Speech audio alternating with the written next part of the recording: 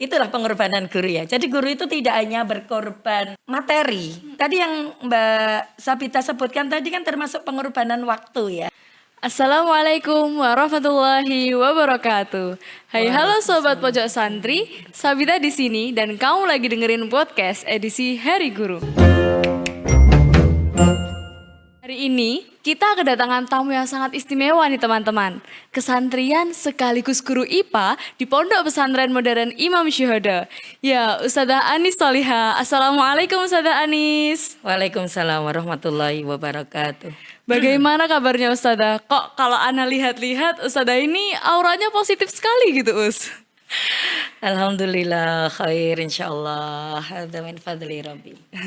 Ya, jadi Ustazah, mumpung kita masih berada di bulan November nih Ustazah, yang mana di bulan November ini ada peringatan hari yang menurut Ana cukup istimewa nih Ustazah, yaitu Hari Pahlawan dan juga Hari Guru Ustazah. Jadi pada sore hari ini kita akan membahas tentang guruku pahlawanku.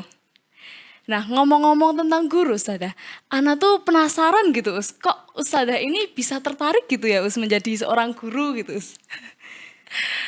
Oke, baik Mbak Safita ya. Ngomong-ngomong, kenapa kok tertarik menjadi seorang guru? Yang jelas yang pertama ya, kita kalau seorang guru itu kan kayak identik dengan orang yang berilmu begitu ya. Iya benar. Ada kalau kita merujuk dalam surah Al-Mujadalah ya ayat 11 itu bagaimana Allah berfirman yarfa'il ladzina amanu minkum walladzina utul ilma darajat. Bahwasanya Allah akan mengangkat orang yang beriman dan berilmu beberapa derajat. Nah itu salah satu yang menjadi motivasi. Kenapa kok pengen jadi guru kayak gitu. Terus kalau misalkan sosok itu saya lebih terinspirasi dari bapak sih ya. Ya, ketika kecil itu sering ikut diajak bapak ngisi pengajian dari satu majelis ke majelis yang lain. Nah itu yang bikin kayaknya asik ya berbagi ilmu seperti itu. Ya apa yang kita punya dan kita bisa, kenapa tidak kita bagikan kepada orang lain? Benar sekali. Gitu. Oh ya ngomong-ngomong, kalau nggak salah nih Ustazah, Ustazah itu dulu juga alumni Imam Syuhada ya Us? Insya Allah. Masya Allah. Kalau boleh tahu angkatan berapa Ustazah?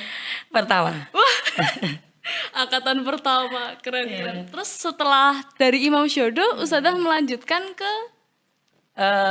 Itu ada cerita unik ya. Wah, gimana tuh Ustazah? Saya penasaran deh.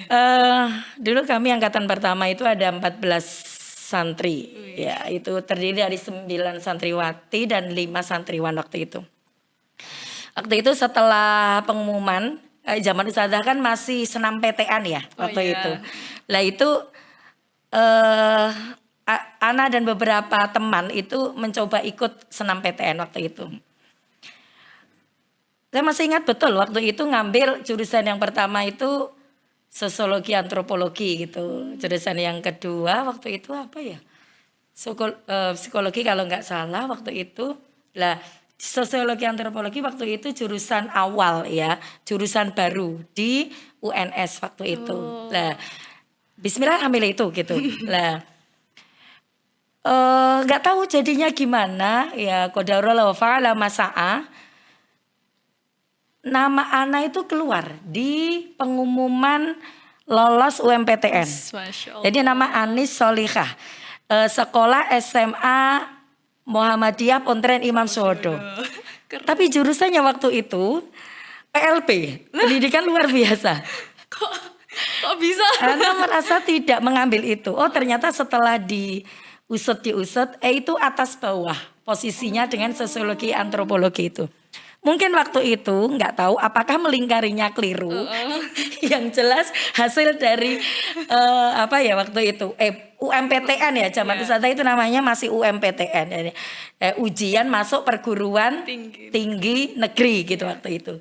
Jadi itu ya kita coba menemui ya penyelenggara ujian seleksi itu ya udah ada dua pilihan, Anda menerima jurusan yang tertera di pengumuman itu atau mengundurkan diri gitu. Waktu itu ya saya bayangkan, waduh nanti kok apa ya bayangkannya itu ngajarin anak-anak yang berkebutuhan khusus gitu ya. Kok kayaknya belum ada gambaran gitu. Ya udah habis itu terus istikharah bismillah lah karena nggak ini ngerasa nggak serk dengan ini ya akhirnya nggak diambil gitu seperti itu. Jadi alhamdulillah dulu ya meskipun salah jurusan atau gimana itu ya. Ayo tetap alumni pertama itu langsung tembus UMPTN, UNS dulu. Itu. UNS lagi Us. Itu waktu itu seperti itu. Terus kemudian ya karena daripada nanti dijalani dan tidak sesuai dengan ini, akhirnya ya sudahlah terus saya daftar di UMS jurusan FKIP biologi seperti itu. Ya itu udah akhir-akhir kan menunggu ini ya menunggu pengumuman. Jadi anak masuk itu gelombang 3 kayaknya udah mau tutup itu.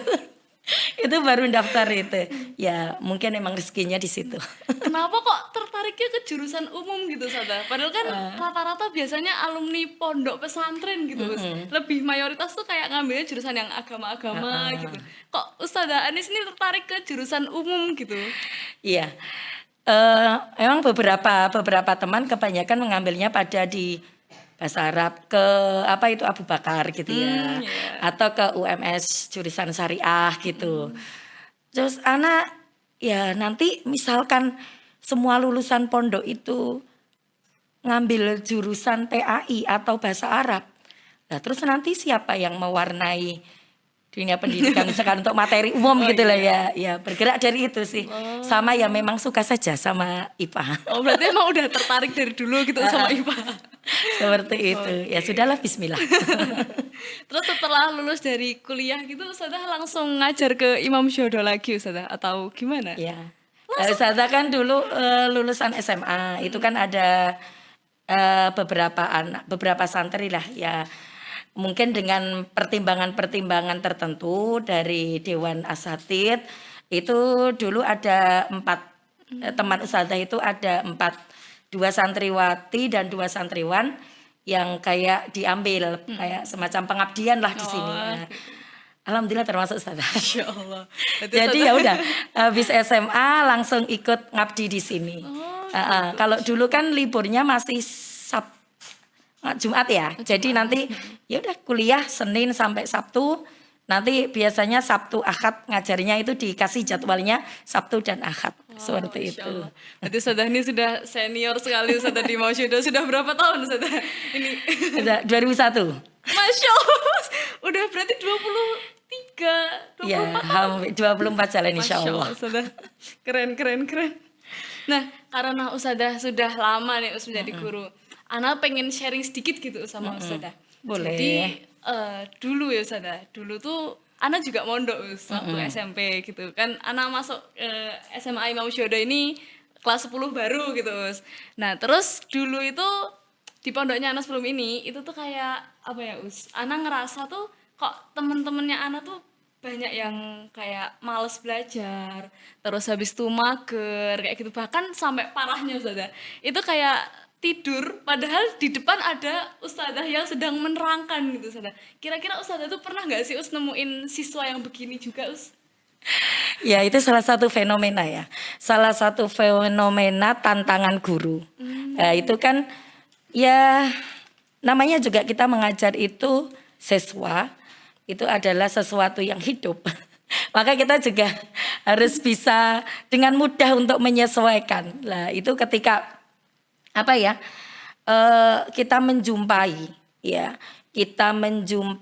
santri mungkin dalam keadaan seperti itu ya berarti kan ini kan tantangan buat guru bagaimana bisa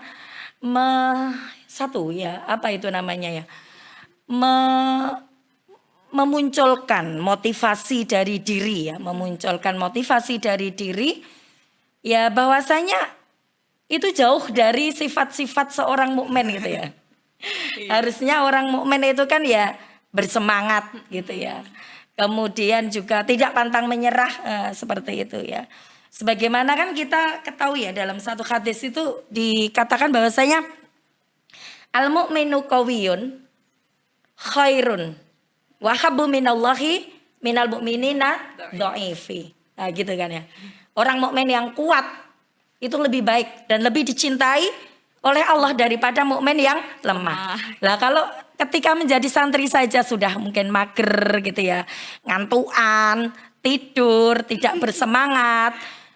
Bagaimana Iya ya, Ustaz. mau menjadi seorang mukmin yang kuat? Lah itu maka muhasabah ya untuk kita mungkin juga kaum guru bagaimana bisa menimbulkan motivasi yang tinggi kepada anak-anak santriwan, santriwati atau demikian juga bagaimana peserta didik kita seharusnya mempunyai motivasi yang tinggi ya untuk belajar karena nanti otomatis ketika dia itu fokus dengan gurunya, memperhatikan dengan benar, itu tentunya nanti akan mendapatkan pengalaman dan pengetahuan yang banyak. Sehingga itu nanti menjadi bekal dan menjadikan dia kuat ya. Kuat di sini nanti bisa kuat fisiknya, kuat imannya ya, kuat ilmunya. Kalau orang itu berilmu, pasti nanti akan lebih mudah untuk mendatangkan apa ya istilahnya ya teman, kemudian pekerjaan dan lain sebagainya kan seperti itu. Berarti kita tuh sebagai generasi muda bangsa Indonesia harus menjadi mukmin yang kuat ya Ustaz. Iya. Agar dicintai oleh Allah gitu. Iya betul biar lebih dicintai dan tentunya lebih baik kan. Iya. Kalau orang mukmin itu semuanya kuat iman, kuat fisik, kuat secara finansial, kuat ilmunya. Bayangkan saja nanti kalau di negara yang misalkan ada negara adikuasa atau negara-negara yang sedang berkembang itu dikuasai oleh orang-orang mukmin. Wah, tentunya itu nanti akan menjadikan baldatun thayyibatun warofun ghafur. Sebaliknya, nanti kalau kaum muda aja sudah pada mager ya, males kayak gitu semau gue, ya nanti kan akan menjadi sampah masyarakat. Dan itu tentunya juga akan mencoreng ya nama baik Islam dan itu jauh dari sifat-sifat seorang mukmin harusnya. Seperti itu. Oke, Ustazah. Nah, Ustazah, kan katanya tuh orang yang gigih dalam memperjuangkan sebuah kebenaran itu disebut sebagai pahlawan gitu ya, Us. Iya, cocok lah.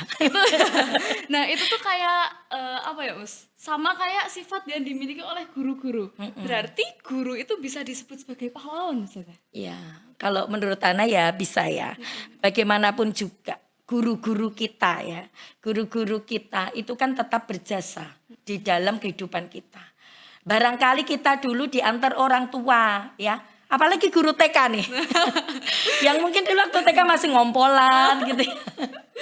Masih suka tidur di kelas kayak gitu. Masih suka tantrum ketika di kelas. Masya Allah bagaimana kesabaran seorang guru itu ya. Harus bisa mengambil hati si anak-anak kecil yang mereka mulai berkembang gitu ya. Bagaimana bisa menyelami mereka seperti anak-anak ya. Mereka tanpa malu ikut bertepuk misalkan. Atau ikut senam berdendang dan sebagainya ya. Ketika mereka mengajari ngaji itu ya harus betul-betul Masya Allah dari nol kan. Dari pengenalan huruf hijaiyah. Mereka ibaratkan alif itu ya seperti ini ya, seperti tongkat, ada yang mengibaratkan seperti mangkok, ada baksonya satu, atau seperti kapal ada orangnya satu kan gitu. Itu kan Masya Allah. Itu bagaimanapun juga kita harus menghargai ya kegigihan, kesabaran, pengorbanan para guru-guru kita. Maka kalau Ana ya tidak terlalu berlebihan lah kalau menganggap para guru itu masuk dalam kategori pahlawan karena mereka mencoba ya dengan kegigihan mereka menyampaikan kebenaran. Seperti itu. Guru tuh keren banget, Ustazah. Ada tuh salut gitu sama para guru-guru ya karena Ana ngeliat sendiri apa ya, Us? Kebetulan kan mamahnya Ana tuh juga seorang guru. Oh gitu, Masya Allah, tabarakallah. Guru TK juga. Oh gitu. Iya dan ya apa ya, Us? Ana ngelihat secara real life-nya gitu ya, Us. Mulai dari mungkin berangkatnya yang harus pagi padahal di rumah juga ada keluarga yang harus diurus gitu Mas. Tapi tetap harus berangkat pagi ke sekolahan, nanti pulang dari sekolah jemput anaknya ke sekolah yang lain, habis itu masih mempersiapkan lain sebagainya. Kayak apa ya Mas, pengorbanannya tuh bener-bener besar banget gitu Sada. Ya itulah pengorbanan guru ya. Jadi guru itu tidak hanya berkorban materi, tadi yang Mbak Sabita sebutkan tadi kan termasuk pengorbanan waktu ya. Iya, Beliau harus bagaimana pandai-pandai membagi waktu antara kepentingan pribadi mengurus putra-putri tercintanya, suaminya ya. Bagaimana ketika beliau pulang atau berangkat itu rumah otomatis harus bersih dulu. Perut anak suami juga harus kenyang dulu kan gitu. Dan bagaimana nanti beliau itu dengan segala macam problematikanya mungkin di rumah ya harus tetap ceria di depan apa itu murid-muridnya ya harus tetap bisa fokus membagikan ilmu seperti itu ya itu termasuk dari pengorbanan seorang guru ya bagaimana beliau berkorban waktu. Belum tadi berkorban perasaan ya. Mungkin gurunya udah semangat, sampai kelas ada yang ngantuk gitu kan kadang, masya Allah nggak tahu ini. Sebenarnya saya itu juga badannya lagi nggak enak badan ya, tapi kan dicoba, dikuatkan. Bismillah lillahi ta'ala untuk berbagi ilmu kayak gitu. Yaitu ini ya apa ya salah satu memang ya pengorbanan seorang guru itu ya bisa berupa materi misalkan di mana seorang guru itu ketika mau menyampaikan satu pelajaran itu beliau harus mungkin mempersiapkan perangkat pembelajaran, model pembelajaran biar muridnya itu lebih paham gitu ya. Mungkin dia ketika membuat apa itu model pembelajaran itu harus merogoh kantongnya sendiri seperti itu ya. Belum mungkin untuk ngeprint perangkat pembelajaran yang banyak dan lain sebagainya. Tapi ya itu ya is okay ya. Karena kalau sudah cinta dengan satu pekerjaan itu kan ya pasti akan dengan senang hati untuk menjalaninya seperti itu. Nah, itu apa ya saya sebagian kecil aja, sebagian kecil dari pengorbanan seorang guru seperti itu. Insya Allah keren banget. Kayak ngomong-ngomong tentang pengorbanan ya Ustaz. Jadi beberapa waktu yang lalu tuh Ana sempat ngeliat di berita tuh Ustaz. Jadi waktu penjengukan yang lalu Ana tuh ngeliat di berita tuh ada tentang kasusnya Ibu Supriyani Ustaz. Katanya tuh seorang guru yang dituduh beliau itu tuh menganiaya muridnya Ustaz. Nah, apa tanggapannya Ustaz nih kira-kira? Iya, itu yang sempat viral ya beberapa saat yang lalu itu kejadiannya sekitar bulan Oktober ya itu. Itu kalau Ustazah juga mengikuti berita itu jadi kronologinya kalau tidak salah ya itu ketika Ibu Supriyani itu sedang menerangkan sedang melakukan proses KBM di kelas. Nah itu memang ada salah satu anak mungkin yang dia itu gaduh tidak kondusif gitu ya. Sudah ditegur dengan suara yang halus. Mungkin kok masih seperti itu lagi ya. Terus teguran yang kedua tentunya lebih agak dengan nada yang keras ya seperti itu. Lah kok mungkin belum kondusif lah. Akhirnya ya spontan ya. Mungkin karena sudah mengingatkan ya, sudah memberi peringatan. Nah itu spontan itu memang kalau Ana baca itu sempat ini ya kayak apa itu istilahnya ya. Memukul dengan apa itu? Sapu lidi atau apa itu ya. Ya itu. Nah, kalau Ana sih itu karena pakai kata spontan, yang namanya spontan itu kan berarti tidak terencana ya. Berarti ya insya Allah tidak ada niat jahat ya, tidak ada niat untuk berbuat jahat seperti itu. Dan bagaimanapun ya, guru manapun itu insya Allah tidak akan kok melakukan satu penyiksaan ya, atau akan melakukan satu istilahnya ya, kejahatan seperti itu dengan sengaja ke murid itu nggak mungkin ya. Sebenarnya kalau seperti itu harusnya mengkoreksi ya. Kalau menurut Ana, pandangan saya, kok sampai kejadian seperti itu ya. Kemudian saya lanjutkan dulu supaya tidak terputus ya. Karena kejadian itu kemudian anak ngadu ke orang tua dan orang tua itu kebetulan adalah seorang anggota polisi. Lah kemudian ini ya istilahnya kayak mengadukan itu ke Polres setempat. Nah, akhirnya kayaknya Bu Supriyani ini terus dipanggil itu untuk apa itu? Untuk apa itu namanya? Istilahnya mediasi ya. Mediasi itu walau alam bisawab itu benar atau tidak, katanya dituntut 50 juta gitu ya. Seperti itu. Karena beliau tidak mampu, terus akhirnya ditahan gitu ya. Karena tidak mampu untuk memberikan 50 juta, terus akhirnya ditahan. Ditahan itu kalau nggak salah sampai 5 pekan ya, 5 pekan penahanan di lapas apa itu wanita. Kemudian karena desakan keluarga dan akhirnya kan apa ya, Persatuan Guru Republik Indonesia yaitu bergerak ya membela ya istilahnya ya untuk menyuarakan aspirasi para guru untuk Ibu Supriyani ini, terus akhirnya sepertinya ditangguhkan itu apa penahanannya itu ditangguhkan. Menurut Ana pribadi ya, ketika ada kasus seperti itu kita harusnya itu fair. Artinya jangan langsung melihat kenapa kok guru itu misalkan tadi sampai melakukan pemukulan.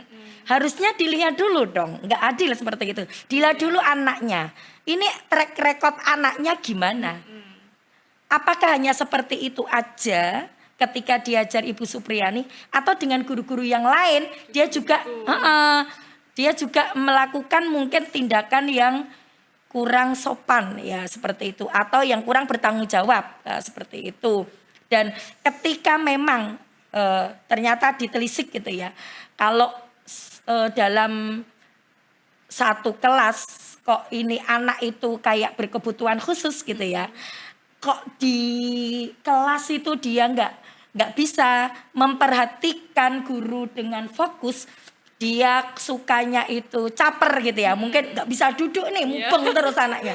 Nah ini bisa jadi kalau kita lihat dari segi psikologi itu biasa nih, kalau anak itu di luar itu bebas mengekspresikan diri, itu di rumah itu ada rasa tertekan. Itu biasanya seperti itu. Kalau anak pernah mendengar kan ya tausiah dari ahli psikologi itu, ketika anak itu kok di kelas itu terlalu hiperaktif, di rumah itu diam, bisa jadi itu ketika di rumah itu dia merasa tertekan sehingga di luar itu dia bebas mengekspresikan. Lah itu kan juga harusnya dilihat secara lebih kompleks lagi gitu ya. Sebenarnya ada permasalahan apa? Lah kalau seperti itu misalkan, lah kok anak aja diatur guru kok tidak mampu, bagaimana di rumah? Padahal sebenarnya kewajiban mendidik anak itu kan orang tuanya. Guru, sekolah, madrasah, pesantren itu sifatnya hanya membantu saja. Gitu ya.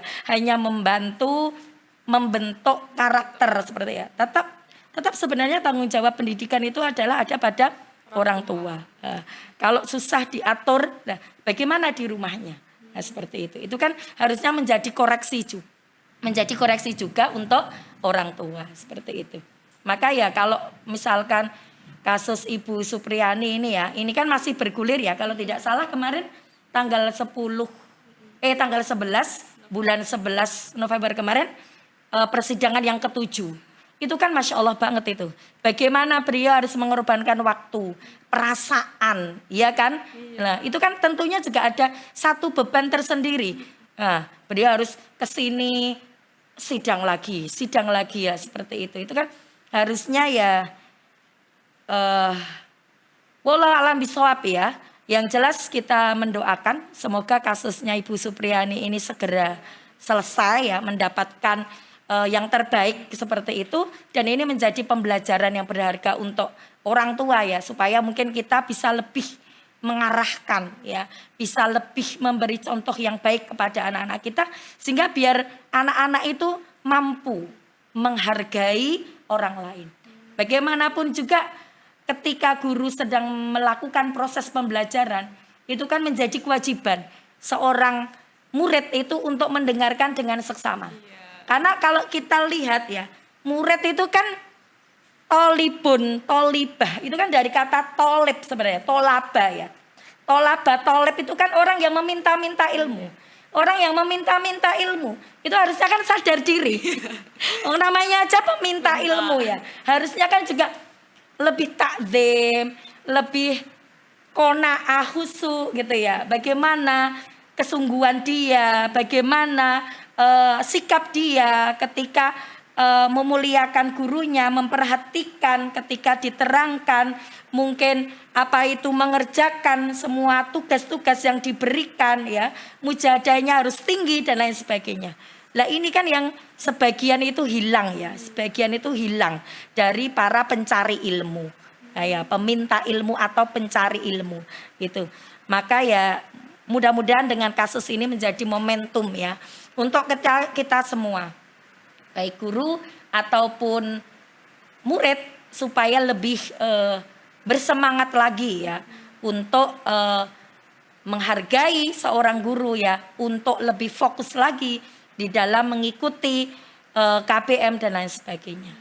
Itu mungkin dari Anda ya.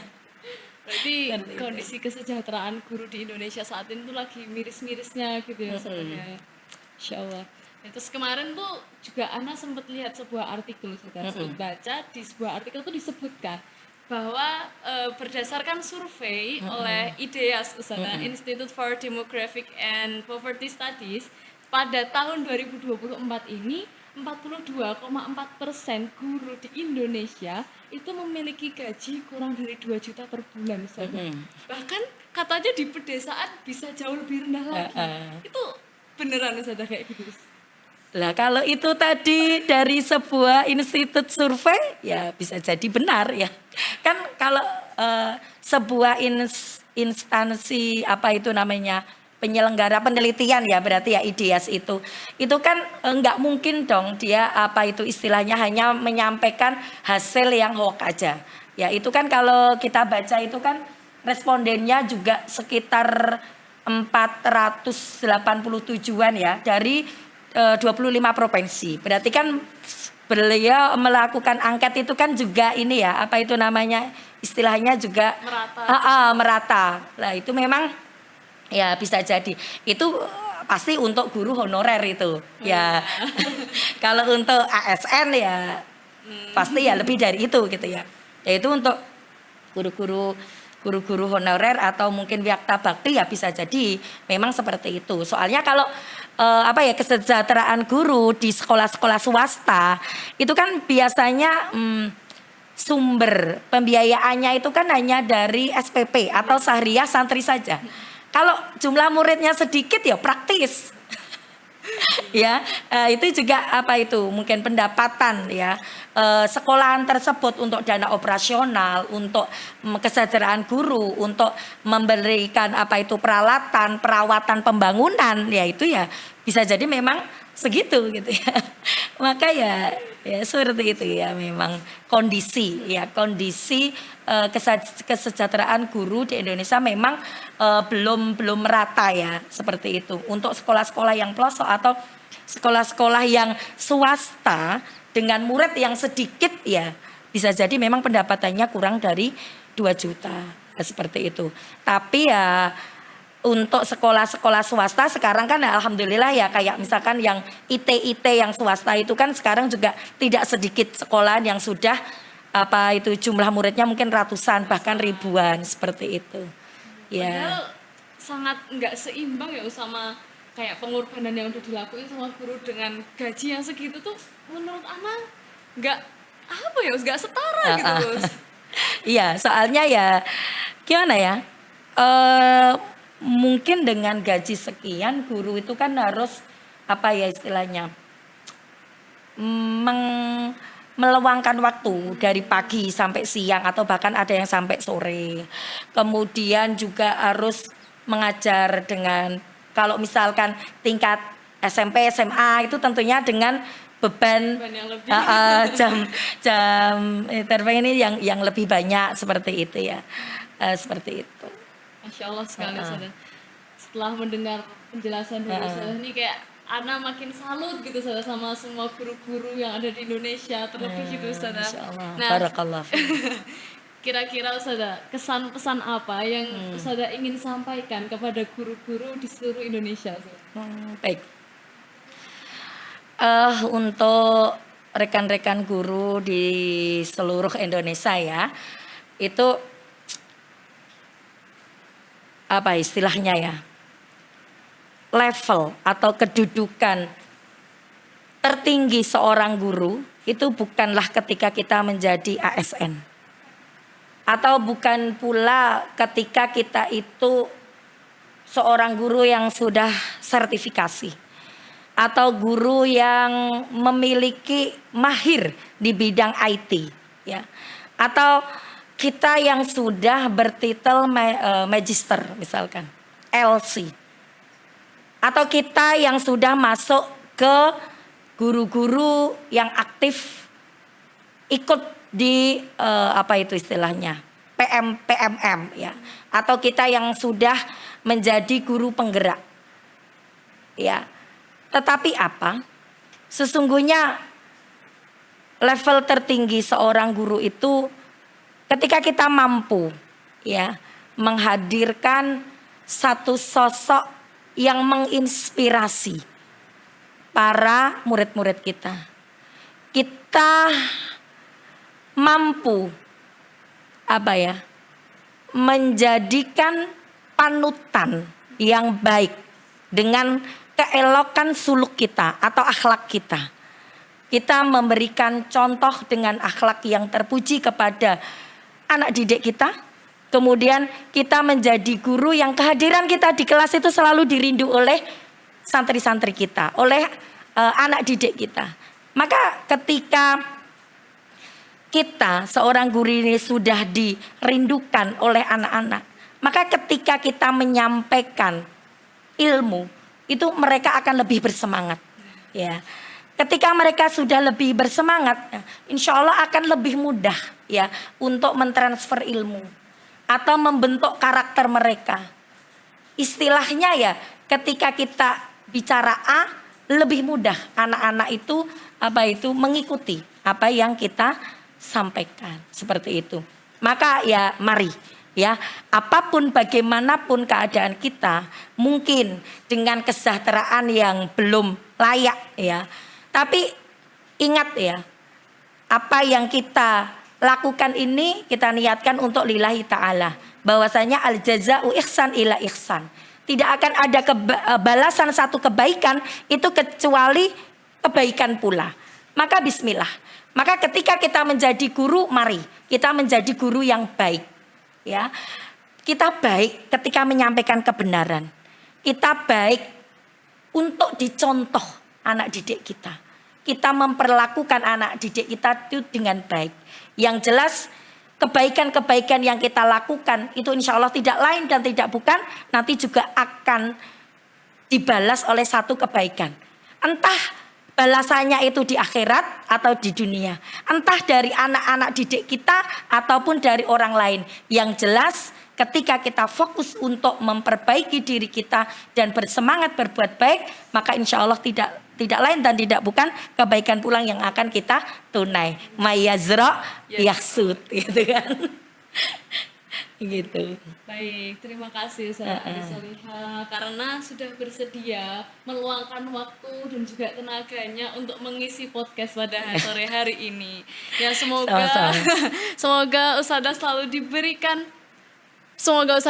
diberikan kesehatan dan juga kekuatan dan juga untuk seluruh guru-guru di Indonesia agar terus bisa menyebarkan kebaikan kepada murid-muridnya, menyebarkan ilmu kepada murid-muridnya. Baik, terima kasih Ustazah.